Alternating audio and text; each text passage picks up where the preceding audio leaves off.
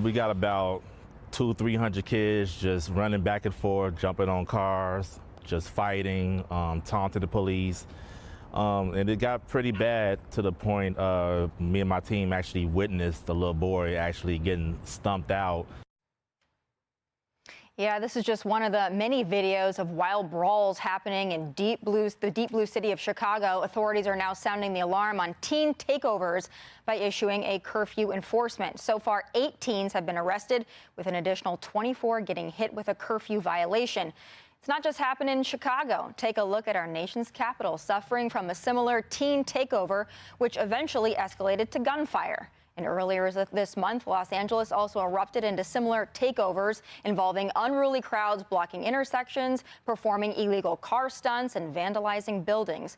One rowdy group even stormed a luxury apartment building, damaging the property and attacking the staff. These teen takeovers aren't anything new. In May of 2025, about 100 teens terrorized D.C.'s Navy Yard, resulting in the brutal beating of an unidentified man.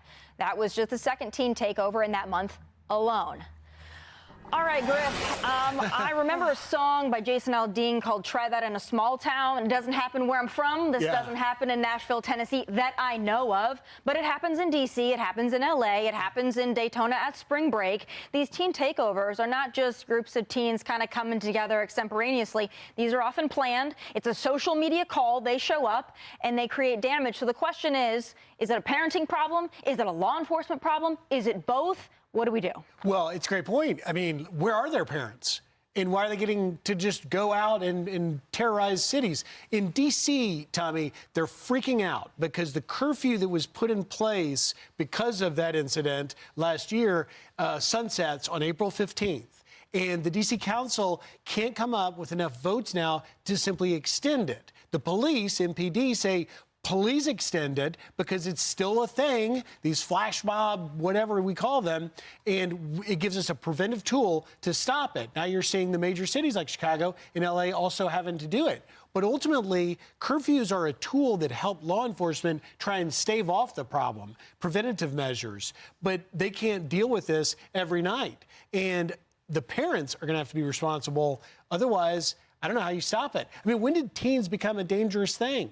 But apparently that's what we are dealing with in 2026.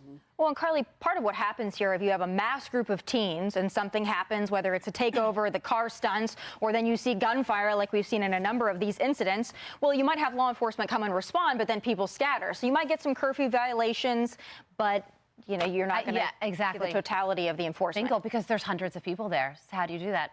Hey everyone, I'm Emily Campagno. Catch me and my co-hosts Harris Faulkner and Kaylee McEnany on Outnumbered every weekday at 12 p.m. Eastern, or set your DVR. Also, don't forget to subscribe to the Fox News YouTube page for daily highlights.